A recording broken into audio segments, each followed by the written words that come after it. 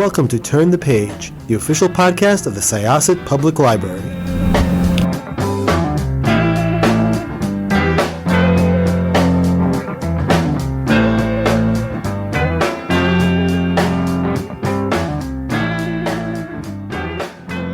Hello, everyone. Welcome back to Turn the Page. I'm your host today, Jen, and today I am joined by a mystery author who's here to talk about a fascinating series. I love the protagonist of these books. Her background is just so interesting, and I am so excited to talk about them. Welcome. Could I ask you to introduce yourself and your book, please? Well, hi, Jen. First of all, thank you for inviting me. My name is Connie Berry. I am the author of the Kate Hamilton Mysteries, which are set in the UK, featuring an American antique dealer with a gift for solving crimes. I myself am a self-confessed Anglophile. I had Scottish grandparents, so I grew up in that realm, and I went to school for part of my college career at St. Clair's College in Oxford. I am also a history nerd, and like my protagonist, I was raised by antique dealers who instilled in me a love for history, for fine objects, for travel. So it just came naturally. And my latest book, it's a sixth full-length novel in the Kate Hamilton Mystery series, is called A Grave Deception. It is officially released on the 9th of December. American antique dealer Kate Hamilton and her husband, Detective Chief Inspector Tom Mallory, have settled into married life, finally, in Long Barston, which is a fictional village in Suffolk, England. And in a nearby village, a team of archaeologists from the University of East Anglia regather for a second excavation in the ruins of an abandoned plague village on the estate of a wealthy packaging entrepreneur. 10 years after the still unexplained disappearance of his beautiful young wife, who was a runway model and also an amateur archaeologist who'd been working with the team. And when the body of a miraculously preserved 14th century woman is discovered in the crypt of the ruined church, Kate and her colleague, Ivor Tweedy, are asked to appraise the grave goods, which includes a fabulous pearl similar to the one that Richard Burton gave Elizabeth Taylor all those years ago. And when forensic tests reveal that this 14th century woman was pregnant, about to give birth, and also murdered, the wealthy estate owner asked Kate to identify the woman if possible and her killer. Kate is surprised. She doesn't think there's a big chance, but she agrees to try. And at the same time, her husband Tom is tracking a killer of his own. So obvious tensions on the archaeology team erupt when protesters accuse them of desecrating human remains and warn that the spirits of the dead will take revenge. And they seem to be proven right when the body of the lead archaeologist turns up dead in the excavations with fake pearls in his mouth and stomach. And while all this is going on, Kate begins to recognize disturbing similarities between the 14th century murder and the disappearance of the beautiful young amateur archaeologist. Did she leave her husband willingly, or was she a victim as well? So, with the help of 700-year-old documents and the unpublished research of an elderly deceased historian, Kate must piece together the past before the grave count reaches 3 or even 4. It's such a well-paced, fascinating book. It's really, really difficult to put down. And I love, the juxtaposition of a modern day mystery with historical research. I don't really think I ever thought as somebody who got a PhD in medieval history, I never really thought Oh, about, did you? yeah, Oh, never thought about how much of the skill set is the same. Obviously, the jobs are very different, but there's a lot of looking at archives, reading against the grain when you look at a source, trying to get the real story. I'm so curious, what was the inception point for this mystery? Was it like a little piece of news about a dig, or was it something that you wanted Kate to sort of have to grapple with? Where did this story start? Well, I think first of all, it's so interesting. This is right in your world Yeah. here with medieval history, which I love as well. I'm passionate about history, and all of my books include a lot of history in them, and I think it's just because I love it. But I also am kind of fascinated with the idea that we're just kind of sitting on the top level of history, and there's so much beneath us, and we tend to think it's gone and past, but it isn't. The past is never gone. And when I'm writing, I always begin with something real that just has captured my imagination. And the inception for this book was the discovery of a real body. His name was Saint Bees Man. He's been, I think, pretty much identified as, I can't think of his name, something Sir something DeLucy, who was a crusader in the 14th century. And he was killed in battle in Lithuania, and then his body had to be transported back to England for burial. And the way that his body was protected, they didn't realize that they weren't thinking of his body being found 700 years later.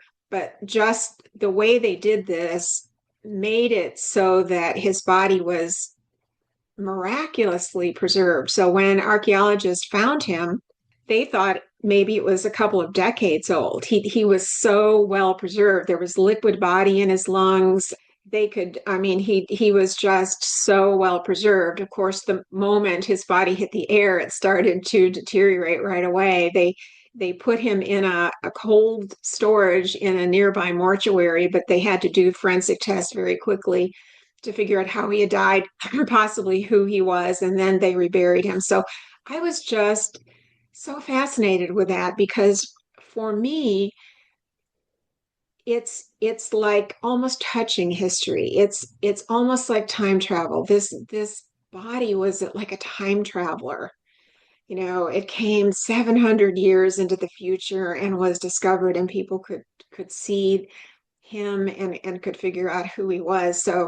Um, so when I start writing, it's just this idea that just has taken my imagination.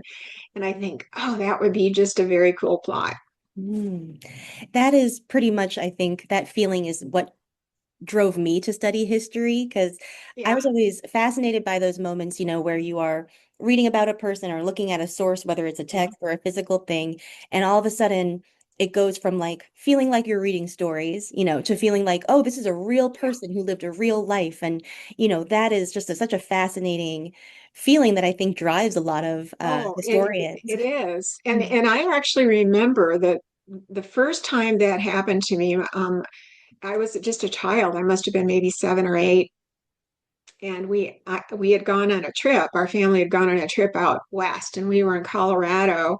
And I think it might be somewhere near Colorado Springs. There are these cave dwellers where you can go up and see these kind of adobe homes built kind of into the rocks and so forth. And I remember the moment when I saw this adobe structure, and I looked, and there was a handprint in the clay that had survived, all of these years. And I remember I putting my hand in that handprint, and it was just like this magical connection with the people who lived there.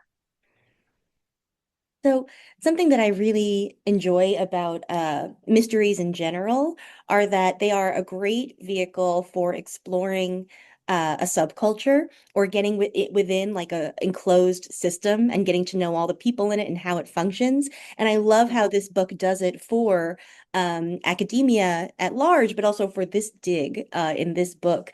Can you talk a little bit about some of the supporting characters who Kate encounters? And maybe like what it was that you wanted to explore about the academic life here. Okay, well, I should have made a list of characters because I'm working on a new book, and every time I do that, my mind just goes to that book, and I go, I don't remember who those people were. But basically, besides Kate and her husband, there is Alex Belcour, who is this packaging entrepreneur who bought this beautiful estate, and on his land is where this abandoned plague village was located. And he, again, a little bit of real life here. Downton Abbey is Mhm. filmed at Highclere Castle, and Highclere Castle was the home of Lord Carnarvon, who was the man who funded Howard Carter's excavation of the tomb of Tutankhamun. And so down in the basement, the lower level of Highclere Castle, there is an ancient Egyptian exhibit. So in my world, Alex Belcour has established in honor of his wife who's disappeared, this kind of medieval exhibition down there. So we have Alex and the people, a few people who live on his estate, and then we have the archaeological team. There's the leader of the team, whose name is Simon, and I can't think of his last name right now. And then he has a couple of deputies, a woman and a man, and then there are a couple of PhD students who are the head of the student team, who has now all conveniently gone back to university, so we don't need to worry about them. So those are the core. And then, of course, we have these protesters led by the elderly daughter of this amateur historian who was writing about this plague village, but who died before his work was published. So that's kind of the core of it. We also have the ongoing characters in Long Barston. Ivor Tweedy, he is the owner of the Cabinet of Curiosities, which is the antiques and antiquity shop that Kate now works in. And he's one of my favorite characters. He reminds me of my father. And then we have Lady Finchley Ford, Lady Barbara Finchley Ford, who owns Finchley Hall, which is a stately home in Long Barston, and Vivian Bunn, which is an elderly unmarried woman who with whom Kate lived before she was married. So we have kind of that core of characters. And in this particular book, I'm also pulling out one of the villagers who is a young woman, recently married, pregnant, who is the town veterinarian.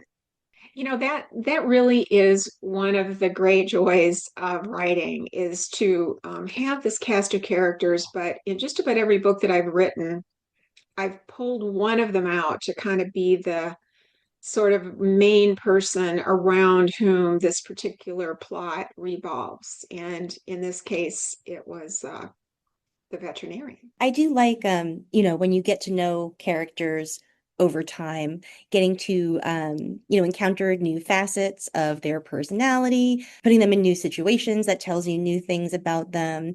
It gives I'm curious about how you balance that sort of like the ongoing narrative over the course of several mysteries, but also make each one, self-contained so that it could be read alone. How do you balance Mhm. like that, welcoming the new readers while acknowledging the old readers?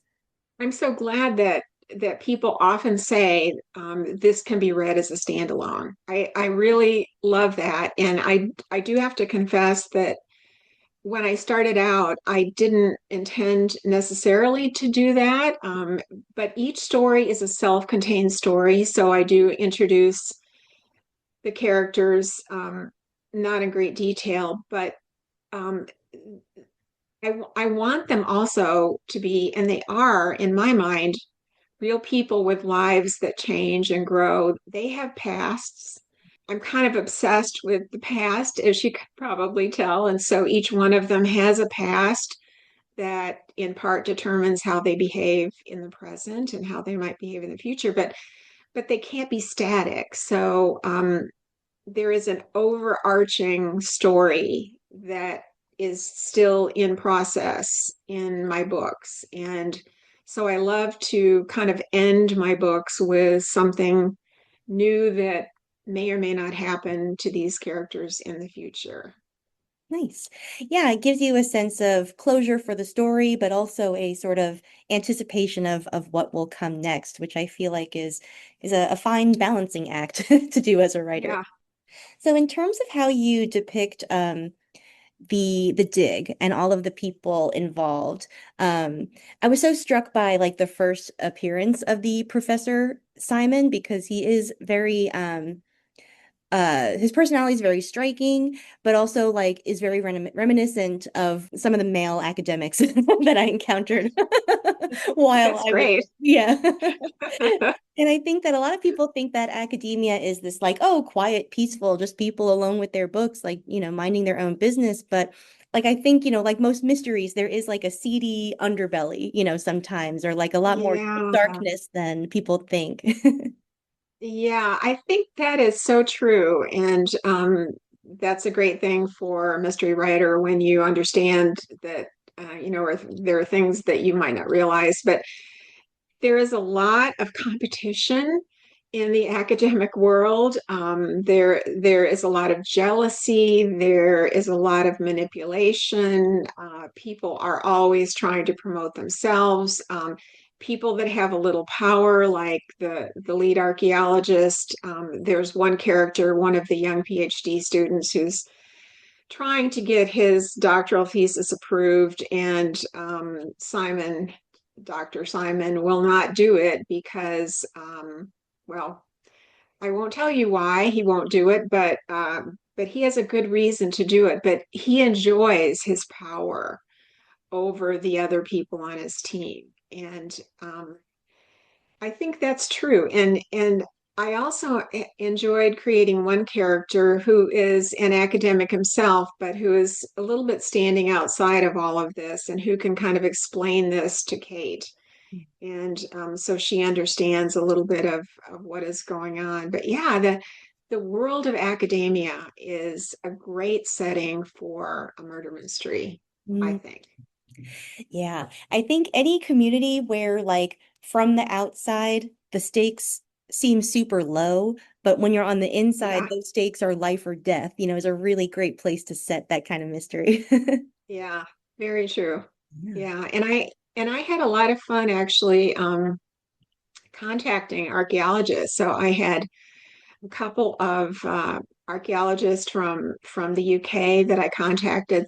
One of which had been involved in the discovery of St. Bees Man, which is the actual body that was found. And then I have a writer friend who also, a couple of them actually, who are amateur archaeologists. And then just looking into that was pure pleasure for me. That was, research is always so much fun when it's something that you're interested in yourself. Absolutely. Wow. Well, do you have more mysteries planned for Kate? What is on your horizon right now as a writer? Right now, I'm actually working on a different book. It's a historical book. It's set in Buckinghamshire in 1829. And but in the back of my mind, I'm always thinking of another Kate mystery. So hopefully Kate will have more adventures. And my husband and I just got back from the UK actually a couple weeks ago. And one of the things that I wanted to do was to get that idea that just fascinates me, and I did. Nice. So I'm not going to say any more about it, but I just came up with this germ of an idea, and I'm absolutely fascinated with it, and I can't wait to start on that book. Well, I'm so glad to hear that. Thank you so much for taking the time out of your busy schedule to talk about Kate Hamilton and her adventures. I really appreciate it. Oh, thank you, Jen. It's been lovely talking to you as well. Listeners, please check out A Grave Deception, the sixth Kate Hamilton mystery. You will absolutely love it if you've read everything that came before it, and you'll love it if you didn't. So please pick it up. By the time that you hear this, it'll be available. So please check it out at your favorite bookstore or library or website. Do you have a favorite bookstore that you like to send folks to? We have a couple of wonderful bookstores in Central Ohio where I live. One is called the Book Loft, the other is called Gramercy Books, and there are others as well, but I just know those two best. So I always say support your local bookshop, and of course libraries are a wonderful, wonderful repository for stories on end. Thank you so much. We'd love to hear that. All right, so you have your homework, listeners. Thank you for joining us as well. It is now time to close this chapter.